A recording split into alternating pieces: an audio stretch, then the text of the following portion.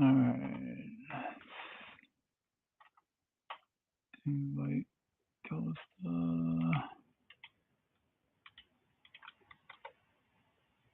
Come in.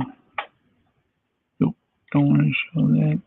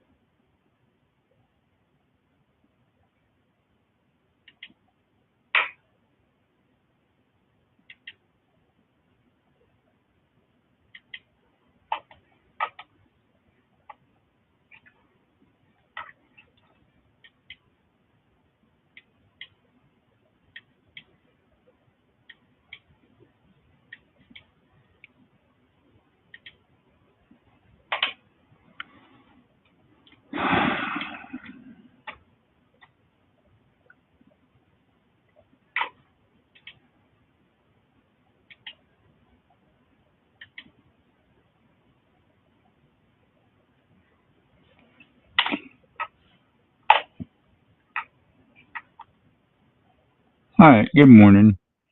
So let's go through the process, see if our guest is going to come on, make sure, hopefully everybody had a good weekend. Spent my weekend power washing a driveway. Good morning, Costa. There you go.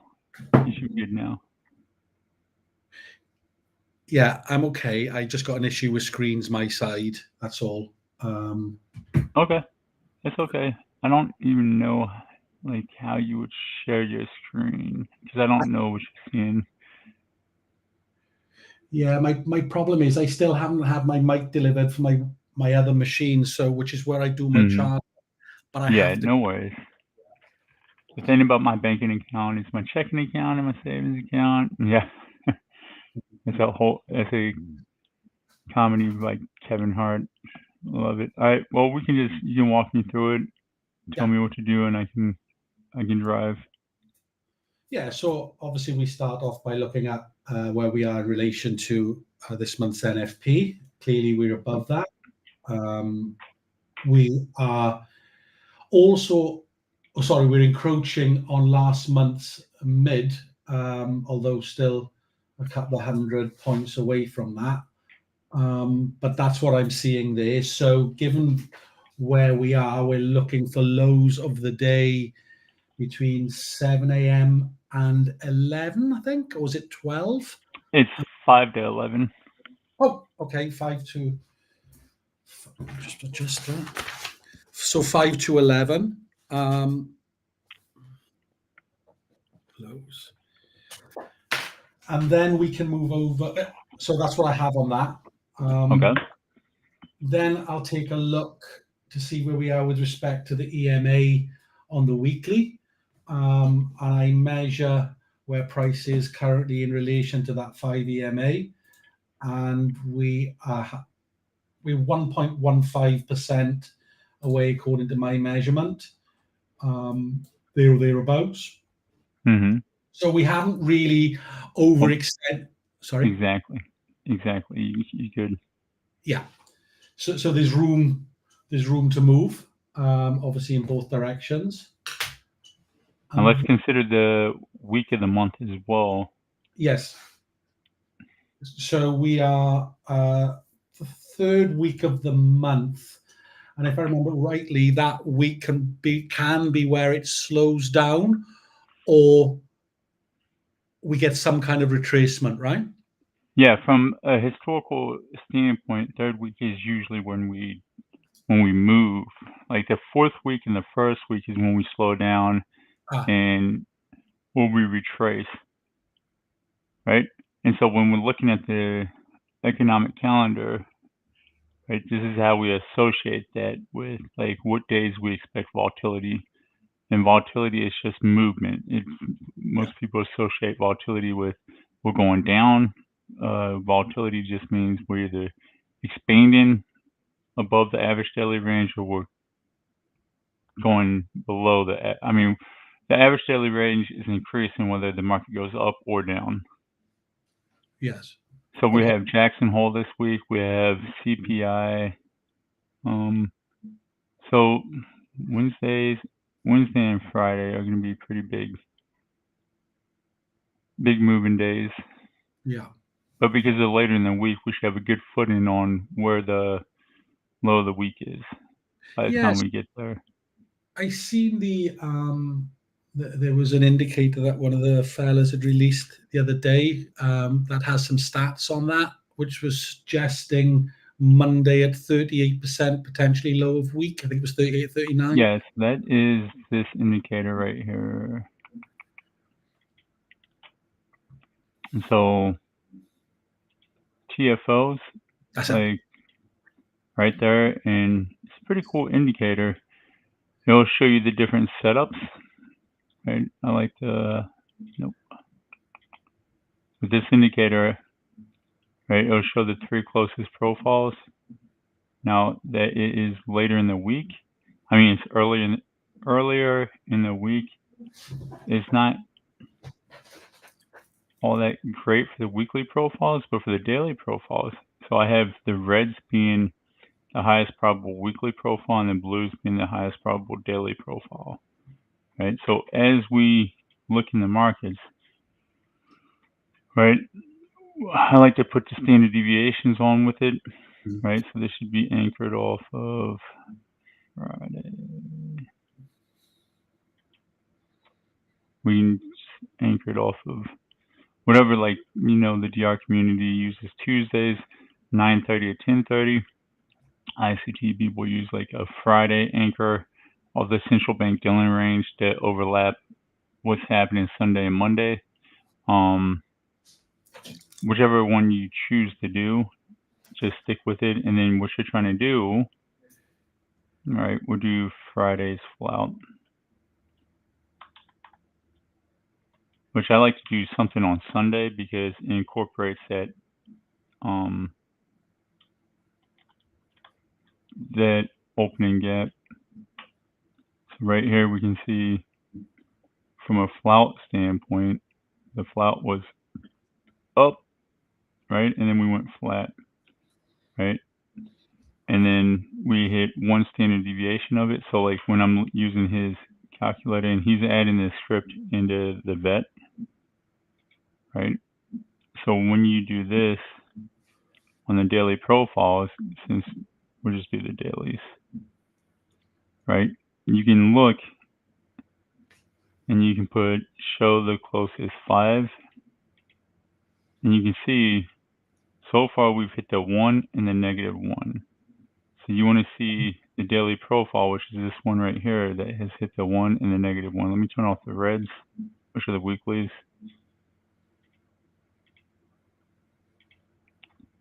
Right, so this one right here, this blue line right here is from a standard deviation respecting where price has been so far. So if we follow it along, Yeah. it points to downside movement, 930 drop, and that was on the 7/15/2024 month, whatever day of the week that is.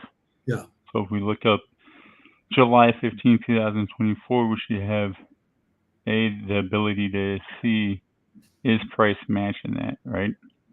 But I haven't tested this, and I haven't well, I'm starting to test it. I just haven't tested it enough to promote it, and I definitely don't have systems built around it just yet. Mm. But it's gonna be a pretty cool push, and TFO is a good friend of mine, and he's pretty much awesome. Yeah, he's got some brilliant stuff out there. I was reading through his scripts on TradingView yesterday And evening. Impressive. Oh, very impressive. this is cool too, right? Like if we look at that one that is synced with price right now, Yeah. you can see that the -5, well, -2.5 has an 81% or 81% probability of being hit, 77 for the -5, 85 as a -8, right? The problem with this is this: if you don't know how to align historical data with live price, right? This will give you an unfavorable bias, Yeah. which people look. Actually, this one rips up, like it goes all the way up, Mm. and it will give you that unfavorable bias that will completely skew the way you trade. So you have to be careful when using statistical stuff, because remember what I say: live price can always trump historical data. And so you got to have that line in the sand that says, at this point, this statistical probability is no longer valid, right? I'll spend about 3 months building systems towards that to see what the best fit is, and we'll go from there. Yeah.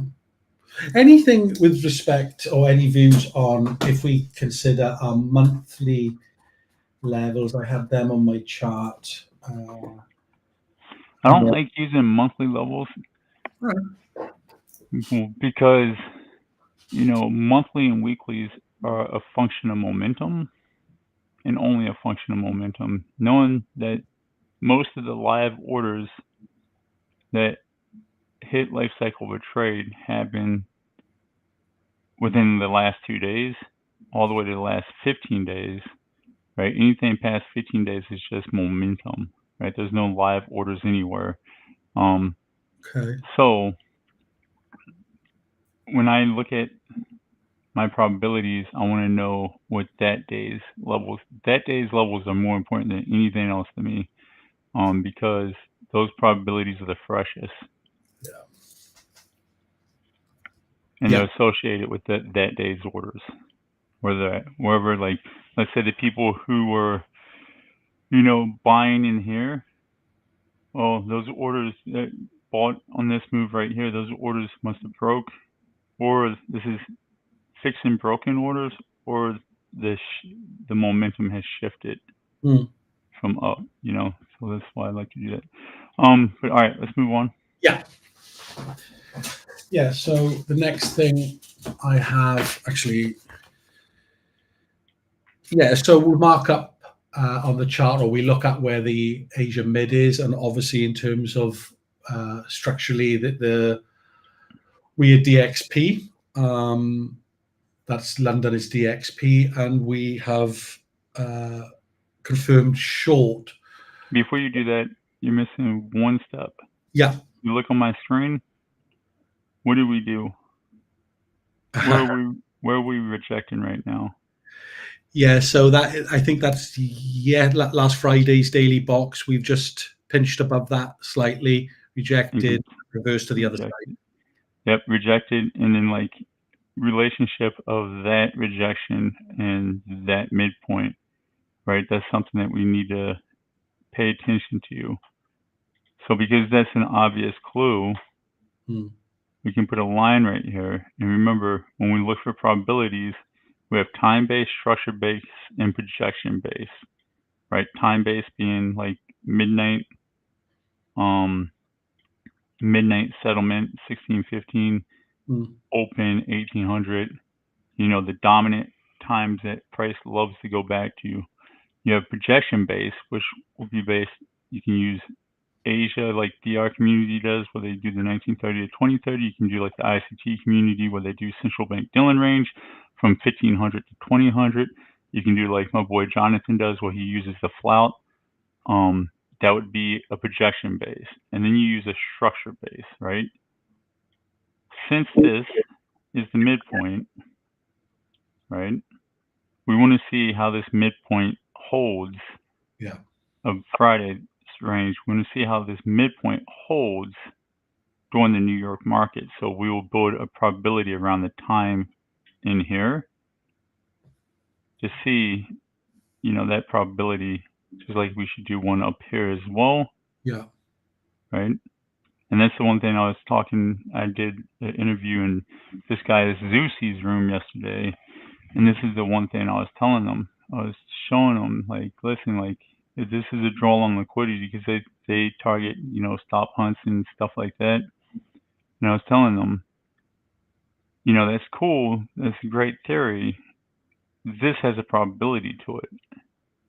This has a probability to it. This has a probability to it. This has a probability to it. They all have probabilities to it. Your job is to identify which probabilities are the most important. So if you're trying to long it down here and your target's up here, pull the probabilities using the midnight snap of how many times in the last 200 days did that get hit, right?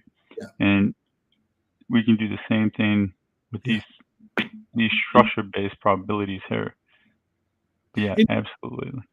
In terms of the practicality of that, if we say whatever, picking randomly one of those levels, whether it be 3 a.m. or whatever, are you looking for a candle that is at a particular, try not to mix my words up here. How are we identifying the candle that we're going back to?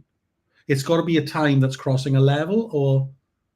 Oh, look, this 5 o'clock open is right next to this previous day midpoint, this 2 o'clock open, either one, right? Like you can pick it, and then you say, like, so let's pull up the midnight snap. Right, we use that 5 o'clock. Oh, no. This should be on, let's say 9 to 12, right? And then we'll put the 5 o'clock candle right here. Yeah. Because we know that lines up with that midpoint up from Friday. And we see it has a 73% probability. Yeah. Right? And then one thing I like to do when I do the structure-based ones that have multiple times in it, I'll put that 2 a.m. candle, since that lines up with it as well, right up in here. It's right there. And that has a 65% probability between 9 and 12. So I know that my job is to pay attention to this level and incorporate it in my line, in my over-under line. Does that make sense? Because if we get back below this during 9 and 12, the likelihood is that momentum is going to go down, and we're going to continue momentum to the downside. So 65%. And I identify the time that, right? So that's how you would do that. Yeah. I thought it was like that. It was just knowing how, I guess which candles to pick, but yes. So now we're going to do midnight. We need to do I always do time-based first. So midnight settlement 1800. Because if I don't do it in sequence, I'll forget steps and I'll jack up my system. All right, that's a 76. And this is why I came up with the over-under line, because, like, if momentum is truly to the downside, there has to be an over-under line that says, hey, stop trying to buy this right here to target this right here, when momentum, live price, can't even get above that over-under line. Right? Yes, I see the 76 probability, or 76, 4, 6, 8 to 12. I see that has a high probability, but reality is the market's not respecting that probability. So, if the market's not respecting it, then I shouldn't respect it. Yeah. 16, 15. Then we need to, whenever we do the 15, we need to put this on 15 minute. It's part of always check up. 57% probability.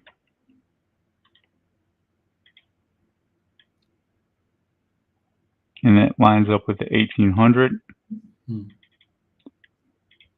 So you just put the 1800 in here.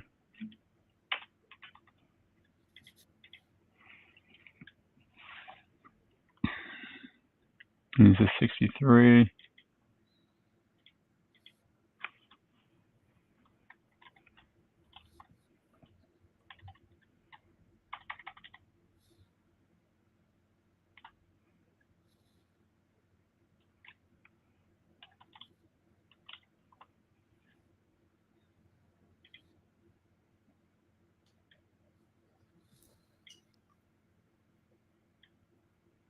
Just like that.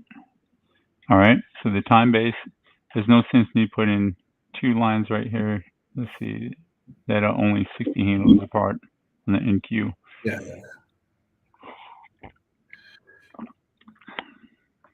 Okay. So now right? Now we're already developing a plan. Like if you're doing this and you pay attention to this clue right here, right?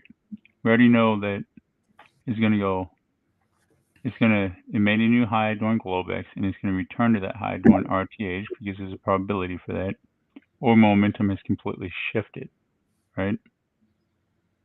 So now we can go to our projection-based probabilities, right? So turn it off midnight snap. Put Yeah, it that is on. daily box, right? Mm-hmm. Yeah. And if you want to use the daily box, we can. That's my preferred method as well. Yeah. I do like Jonathan's daily box. Wow, is that the 2? Because it's based off of the flout, which is based off of those MOC orders, which I personally believe is the biggest scam I've ever seen in my life. But in reality, MOC is volatility that happens in the market, so we have to respect when volatility happens, right? Because I usually capture that MOC range with the settlement in the 1800 price. But so how that would look, let me reach out to Jonathan. Jonathan, is it okay if I discuss the flout? Let's go, Captain. And pink waving. Just type in the chat, Jonathan, if it's okay how you do the flout. It's truly fascinating. And he's back tested in, like it has pretty good win rate.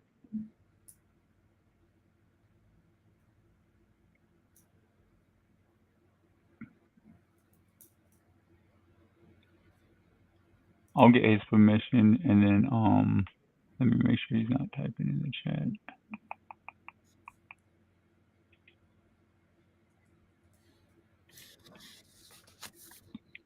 All right.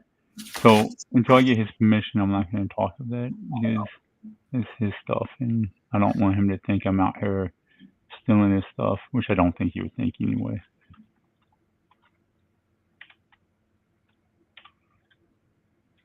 Monday, so we'll just do the regular box.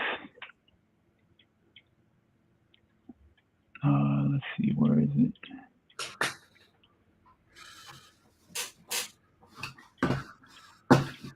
There we go. All right. So now this is when it's nothing. Yes, bro. It's nothing hard. All right. Let's do that real quick. All right. So how Jonathan does this is he will put the flout data in here. Friday, 15:45 to 16:59. Right, and he'll put that range in here. Yeah. It's pretty cool. So what he'll do is he'll mark the flout to the double, and then he'll mark the flout to the triple, which would be right around there. Right, and then usually that'll be his daily range and his targets, and then he'll trade towards whichever one that is being respected. So right now he sees that price is going to the double of the flout around the 2. So he'll wait between the 2 and the 2.5, and once it does a proper reversal signal that he uses, he'll start getting long off that, and then which is pretty cool. Yeah. I think. Okay, so now before we get into the projection probabilities, like I would like to see what Asia and London did because that is going to be a thing. So I need to move this. Just doing it myself. Over here.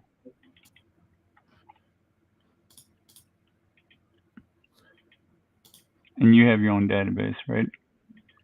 Yeah. Yeah. It's pretty cool. redesigning at the moment, but yes. So much inspiration out there, Mickey.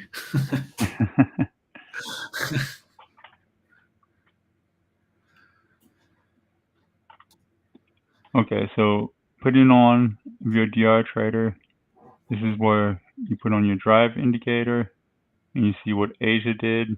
And there's that statistical edge that we talked about on the Twitter space again, where Asia expands in one direction and returns in the other direction. But one thing we can see right now is Asia's midline hasn't been broken and London midline hasn't been broken. We're going to highlight those two things. Yeah. And if you're an ICT based trader, you can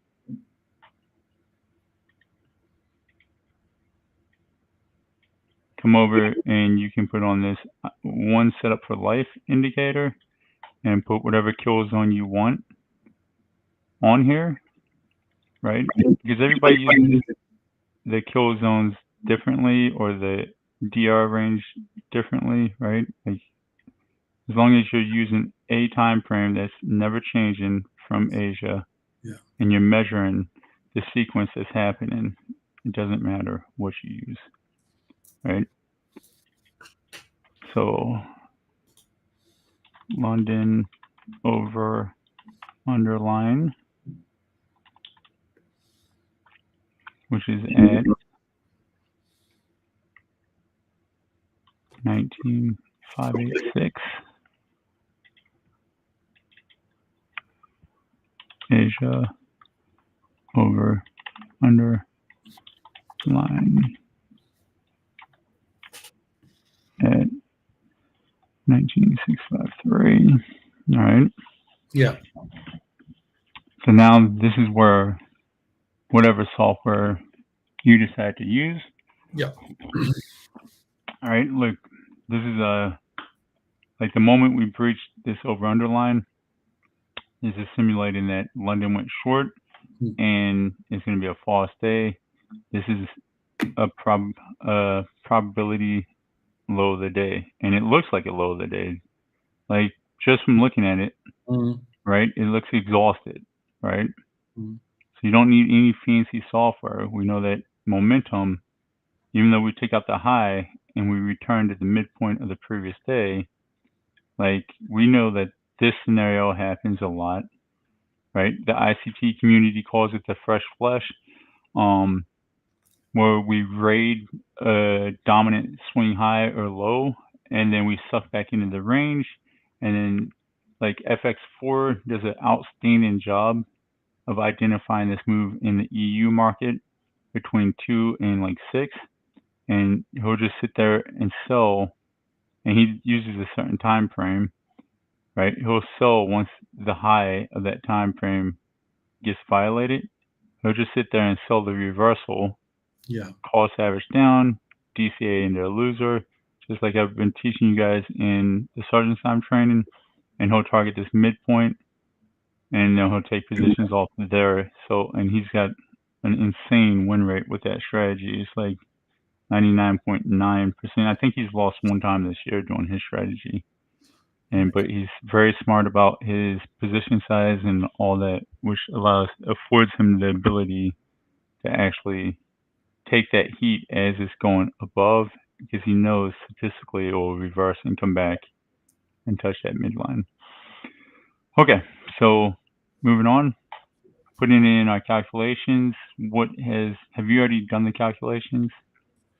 One of the things that I did, I looked at what the actually, if you want the daily box, I'll get you them now. So if I filter that out to what the Asia was in terms of, it was upside X plus long false, and for the London session, just DXP and short, that's all I have. In terms of those ranges, we look on the positive side. The daily one had 81%. The 2.5, this is positive, 63%, and the 5 at 23%. On the downside, the 1, 100%, minus 1 that is, minus 2.5, 95%, minus 5, 88%, and minus 863. So Okay. fairly significant. Yeah. So one thing that I'll caution you on, right? Like, and this is just what I do. So I don't. I've done it. Like I began when I started building the modeling, I would format what model Asia was versus relationship of London. So like the upside X plus versus the downside X plus, All right. blah blah blah. And I did every possible filtering system there is, right? Because like when you start with 4,200 days, like you go down to like very minimum data set very quickly. And so my thing was, right, like if I have $4,200 days, and right when I put Asia long false day, right, Mm. it drops it down to 500 days that this has happened, right, during this time frame, right, and then when I do London with a false, it has brought it down to 186. So what I'm saying is filter management is important, right? So like one thing I'll do is like I'm trying to find the overall skeleton of the statistics based off the variables that we're using. So yes, originally I'll start with Asia in relationship to New York is here, right? And then what did Asia variables do? It went up, did go down, and then what all the variables London did, like was momentum during the initial balance train, I mean, versus red, like all that stuff. But at the end of the day, like the dominant factor that I've found to be the skeleton of what has happened is the relationship between Asia after that initial balance and what did it do, right? It doesn't, because when you put upside X plus here, right, what will happen is you're taking unnecessary data sets out of your checkbook, we'll call it, because there's plenty of occasions where Asia was a downside X plus, but still had this profile going on where it went long out of Asia and then short false day, and then London went short to go long, right? So what I do is I just filter the price movement of what Asia has done versus what London has done, right? So I don't filter like this was the close was above the open. That filter, I don't do that. I don't do the relationship of this Asia range in relationship to New York. I don't do London's relationship of Asia anymore because it takes unnecessary data out of my statistics, right? So what I have found to be more successful, right, is what did Asia do in relationship to that initial balance of that DR range? It went long, but ended short, right? So a false day, and London has went short and has already jeopardized the London over underline.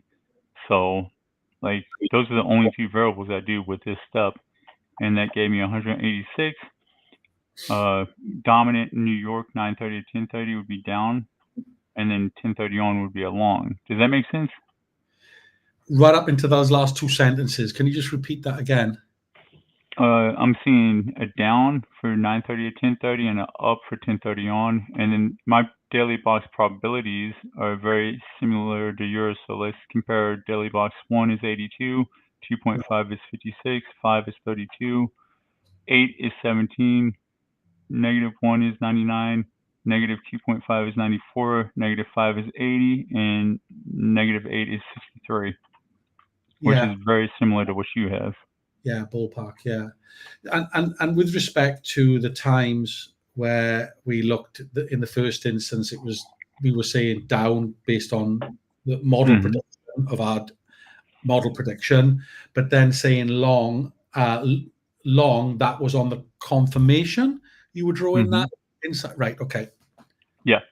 yeah, So this went long yes, outside of the 1930 to 2030, but then it turned around and turned out to be a false day, right, right? And we know that this happens a crap ton in Asia. So all I'm trying to capture within the data is that we had a false day in Asia, yeah, right? Before Asia even ended, right? But we have to remember that Asia ends at 2 o'clock based off of the way we were trained, yes, right? So this midline And this London midline, our over-under lines, right, they had to be breached to show a proper shift. Because remember, this London midline being breached, right, that is the alert that this is the low of the day. And the Yes. confirmation is when this Asian midline gets breached, Yes. right? Which will allow us to do that. Should not, oh, I put London as a short. True. I was like, that should not be. I've seen this data too many times. There's no way. There we go. Now I got a range X and an upside X plus with a long. So that now that this line has been breached and the alert has London being a false day, now I'm saying, now the statistics is saying that New York 930 to 1030 will be above this London, and that we're going to go long, right? Showing that this is going to respect the probability of, if a new high, daily high, is made in Globex, then we will return to that new high in RTH hours, pointing to the fact that this is a high probable low of the day scenario. Yeah. So we've done our time-based probabilities, which is midnight, settlement, and 1800. We've done our structure-based, right, being the midpoint of previous day, and now we just have to put in where. So if we think, if the numbers are telling us that 930 to 1030 have a high probability of being this, right, and that New York 1030 on has a high probability of closing higher, right? Now we need to find out how high, and we're going to find out how high through the projections that we do off of our daily box, right? Yeah, makes sense. Because there's three types of probabilities that run: time-based, structure-based, and projection-based. Yeah. Oh my gosh, Austin's in the house. Let me send him a DM and see if he wants to jump on and do his little script. Dude, it's big. Listen, Austin is one of the coolest dudes I've had the honor of working with. He's so humble with his experience. Yes.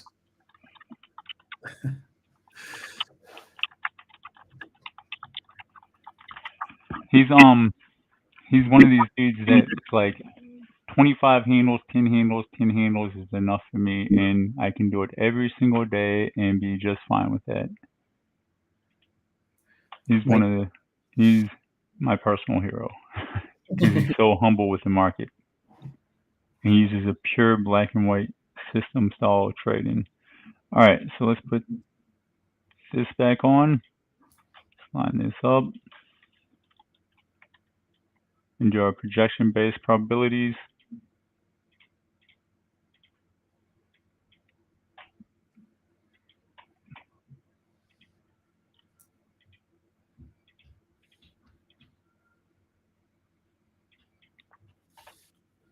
So there's an 81% probability that this 2.5 was going to get hit. That got filled, yeah. right? Now looking at what the probabilities are to come, the next level touches. There's a 92% that the 2 is going to get hit. There's an 87 that the negative 1 is going to get hit. There's a 93 that the plus 1 is going to get hit. 100 for this zone right here. And so forth and so forth, right? So let's put those probabilities in. -5 is a 75%.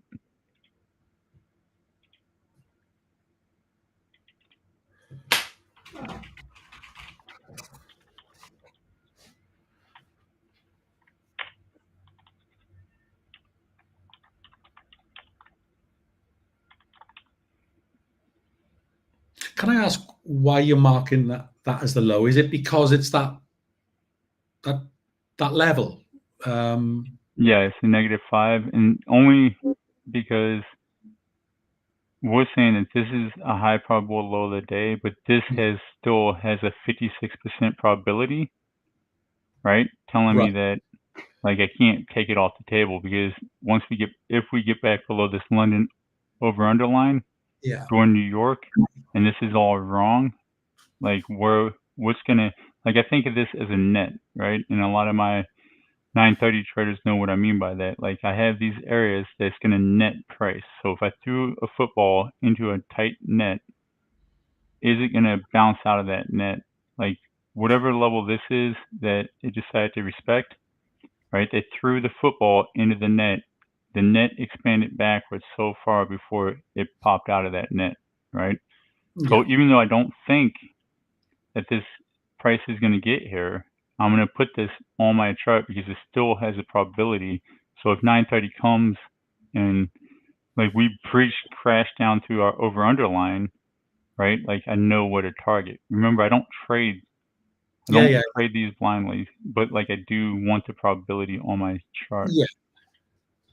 No, I was wondering how that was ascertained, and then obviously you project the daily range from that. Well, Yeah. no, we'll get No. into that. Let me Oh, put these projection probabilities on my chart real quick, and we will talk through that. I'm gonna watch this 6:15. Yeah.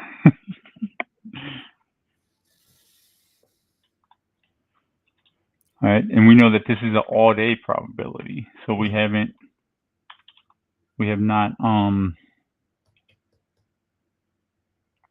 right, we have not okay. narrowed this down at a time. This is an all-day probability, right? Just like these levels up here are all-day probabilities. Yeah. From the daily box, right? So Yep. yeah. So meaning like I'll target them only if we're above the appropriate over/under line. Yes. Yes. Of course.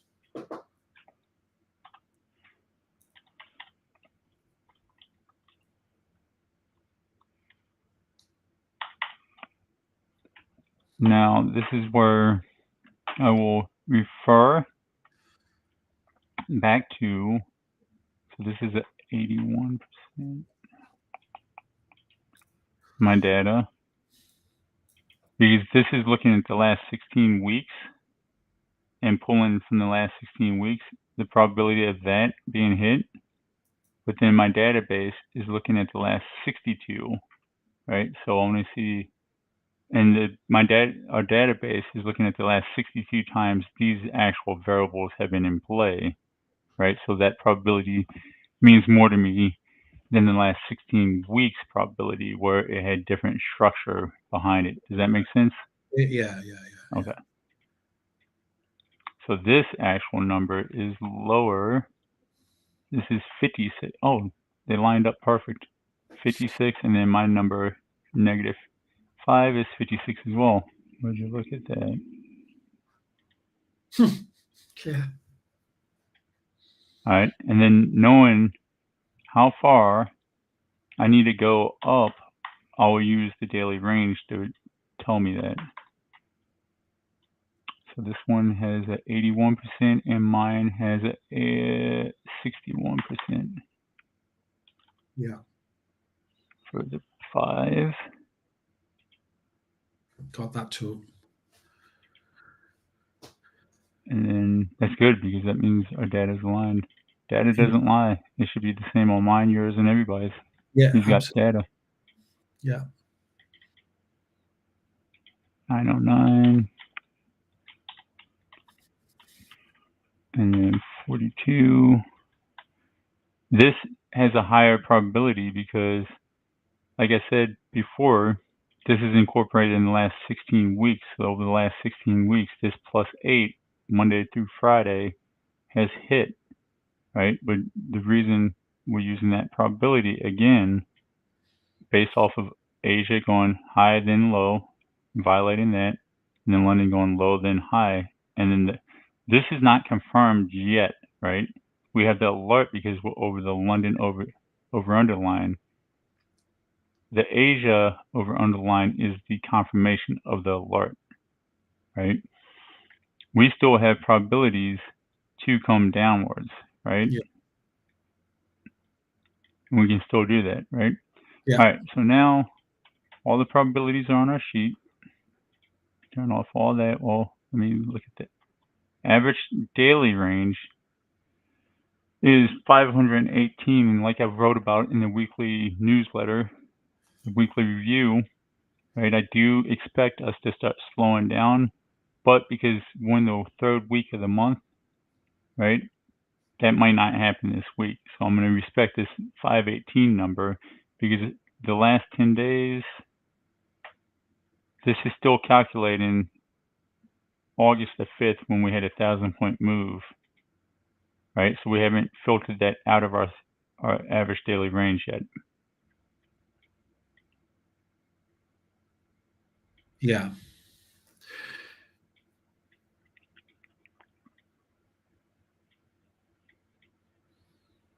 So 426. So if we stick to the rules of the average daily range, we need to go up even higher than this +8.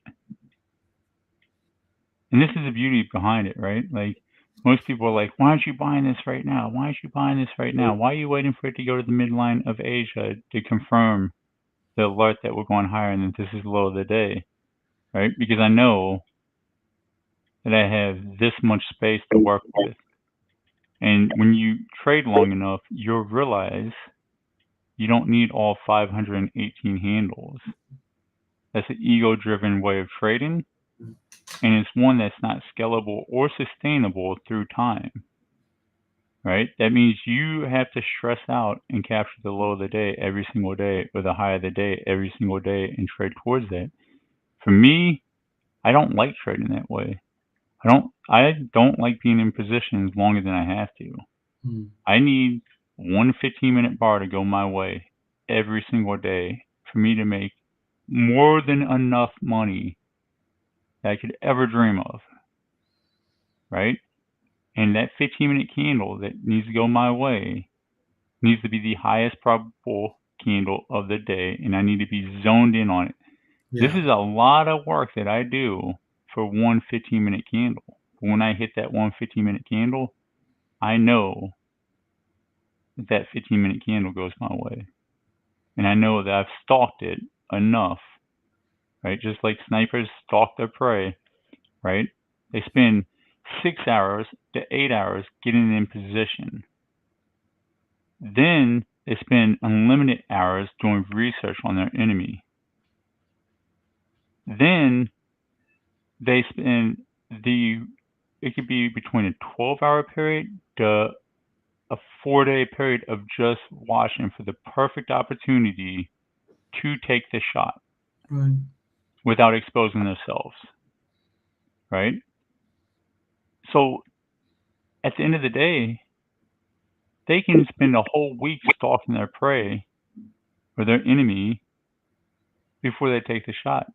I do the same thing on the charts. I'm only targeting the 15-minute candle that gives me the highest probable trade.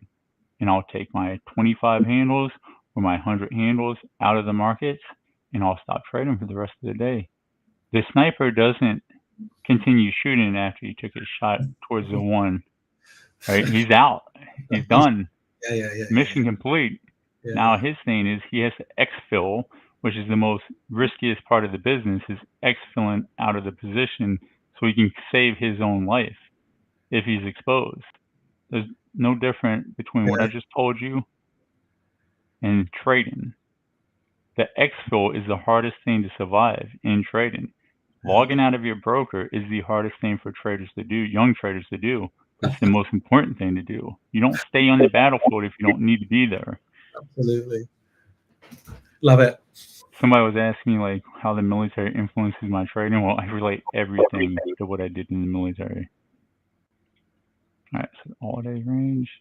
And I get it, actually. Stay on the board, right? Survive, you know? Mm-hmm.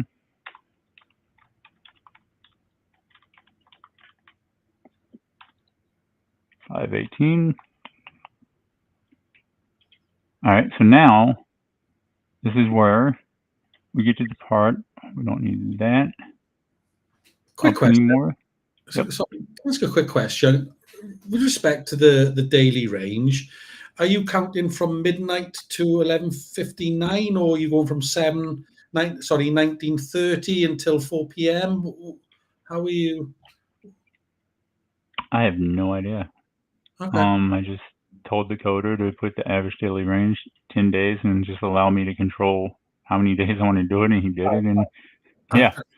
Yeah, I don't know. I know that for these little projections, distribution types, right, I can do high to low, maximum open, right? And that's just another filter that he put in. I always do high to low. All right. Because I'm trying to, with these, which we're going into now, all I'm trying to do is the same thing that Austin does, is figure out when that time period has hit maximum exhaustion in that direction. So, because for the distributions, for me, it's about expectation management. Because let's take 8 o'clock to 12 o'clock range. At 8 o'clock, we have no idea where we have no idea where we're going, right? Yeah. But like at 11 o'clock, if we've hit the max extension range, we have a pretty good indication that we can take the opposite trade, the reversion of the mean trade around that. Yeah. Yeah. I just tried it different ways. That's all. That's why I asked the question. No, definitely. And I encourage you to, Yeah. right? So like right now, the average range between 4 and 8 is 81. Where are we right now? We're actually at 80. So now expectation management is that we sit here and chop. Doesn't mean, and that's over the last 16 Mondays, right? It doesn't mean that we will stay within this range. Live price gets to trump anything historical, so we can just continue ripping if it wants to. I don't care. But like right when we were coming here, right when we were dropping in the 80, or right when we're coming up here, I'm more pronated. That was the dumbest word I just said ever. I'm more prone to taking shorts and capturing a 5-minute or a 10-handle movement to the downside than to the upside. Why? Because we've hit max distribution. All right, so now moving on, let's draw out our box. So 4 to 8 on a Monday is 42.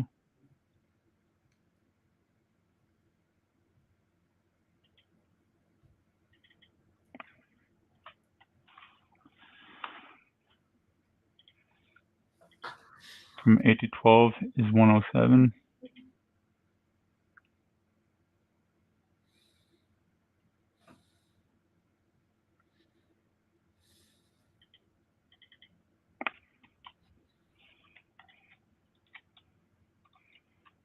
I have slightly different data to you on those there, but that might be, well, I think it is my side. It might be my side. I always double check my app with Austin's because I know his has been coded up like 1000% correct. Okay.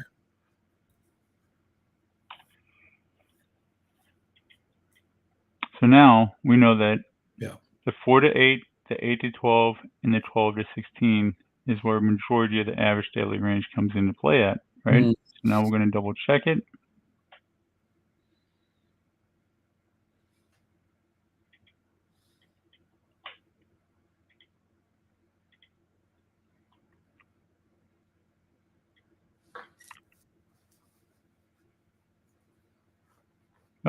What the hell? Oh, this is on 3 minute. There we go. 45, 108, 83. So yeah, that's about the gist of it, right? Yeah, I'm sort of similar to that as well. Oh, that's good to know. Not exact, but ballpark. Nice. Yeah. So now the last step I'll do, right, before tying the pieces together, right, is I'll use this Josh Yu open high low close stat map. And what it's telling me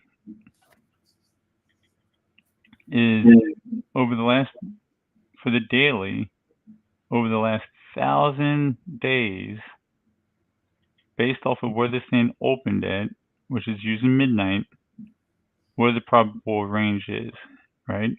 And this is giving me a realistic expectation of what to think. So now, right, out of the last 1,000 days, the false day move happened at 7:15 on average. The distribution happened around 1440, right, where we put the high of the day in around 1440. So this would be like the low of the day in this scenario. This would be the high of the day on average over the last 1,000 days. Yeah. And then you can even do it like this, when you look back the last 10 days.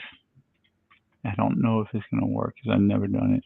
And it'll give you a more expanded view of reality of the last 10 days. So you can actually sit here and you can put, you know, so I would be more like I'm more from here, this little red line, to this probability is a more is a more realistic low of the day scenario for me, right?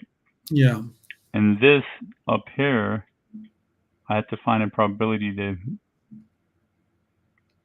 So this is the high of the day scenario using the daily box and his little tool. But the only problem is we have to account for the extra oomph of the average daily range that is a result of last week's volatility. And most people will be like, why do you have to do that if you're expecting the market to slow down? Well, because it's part of my system. Yeah. I can't breach it. I have to account for this, right? So, because, like, I know how this stuff works, right? Like, this can still be respected, and I expect it to be respected while we're in the third week of the month, right? The week of the month that distributes the highest, right? I'm definitely going to respect this over these probabilities and these tools, right? All right, so now if we expect that this is the range from 4 to 8,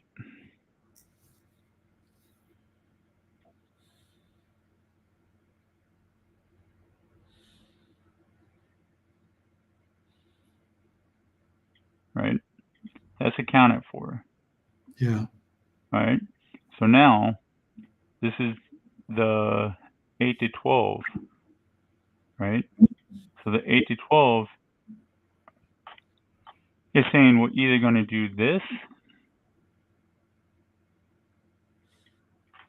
we're either going to engulf Asia and London, like both sides of London, initial range, we're going to do that, or we're going to do this, right? Yeah. So we can put this around our London midline, over-under line, to account for that. Yes, that makes sense.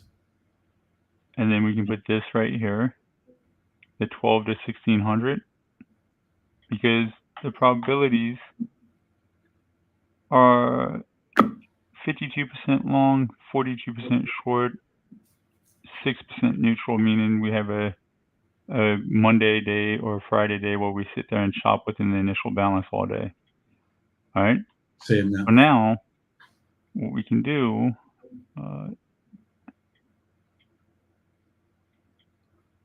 let's see, 9:30 to 10:30. Now I can see that my open and range drive, so from 9:30 to 10:30 over the last 10 days, was 231. Right. So this 9:30 box is going to represent 9:30 to 10:30. That should be between 166 and 231, right? Yeah. So we'll go 190.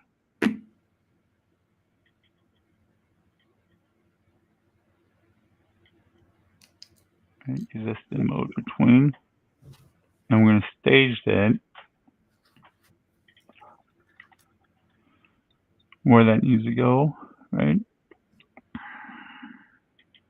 So for me, I know that during New York Open, if we violate this London overline, all probabilities shift. And this is completely wrong. Because I've looked at the data enough to know that that is a proper over underline. This is a proper line in the sand. Doesn't mean that we can't come down and breach it and then do this on a 5-minute wick, right? Yes, we can do that because all of this, as price continues going up, this is all probabilities of retracement to it, right? Because price doesn't just move straight up. It goes up, then retraces, up, then retraces, up, then retraces.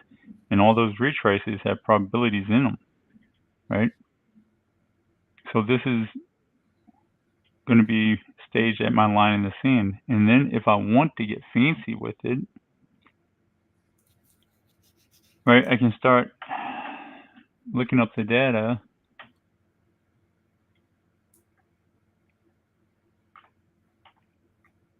So as you're looking for that data, are you going to be referring to sort of max extension times and max extension standard deviations? Is that where you're going with this?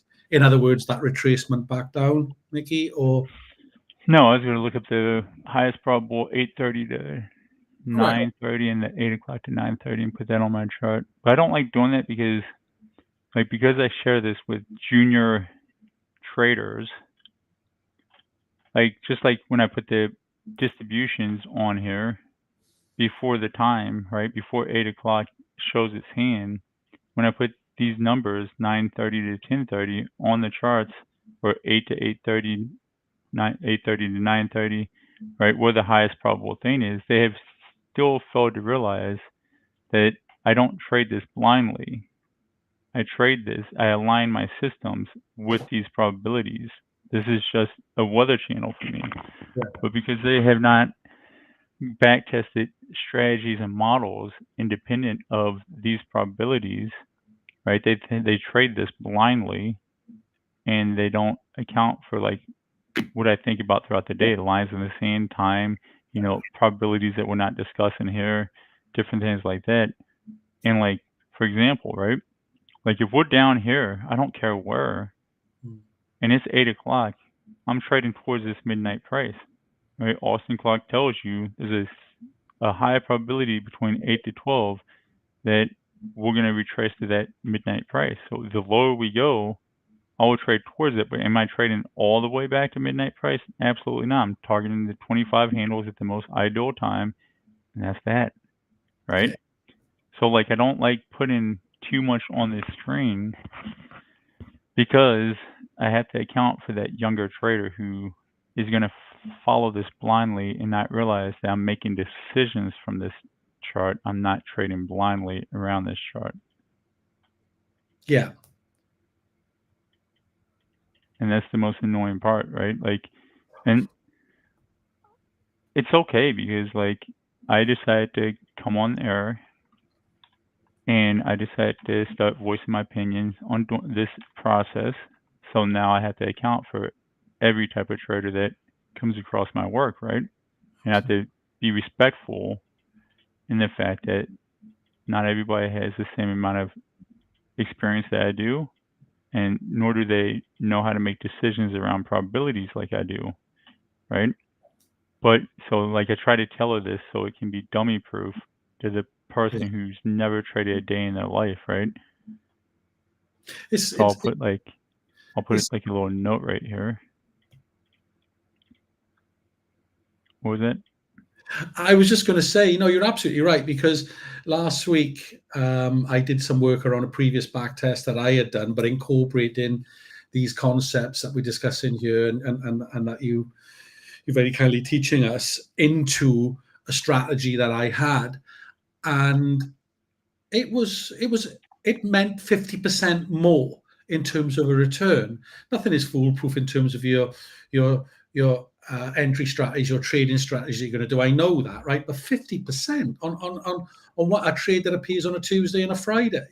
That one thing for me was incredible, and that's all it was you're not taking the trade without the support of what it is that we do in here, and of course some of the other things like box theory and whatever. And it was just, oh my god, that one Mm-hmm. thing, that one little pieces of extra information means the decision making is going to keep me out of a trade and actually might make me go the opposite way to what I would have been thinking before.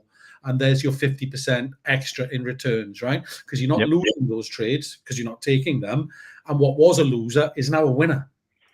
Exactly. So now look at this. Like I put this note right here. If we cannot get above the Asia over underline by 9:30, then we expect this to be wrong and target lower. I'm glad I proofread targets.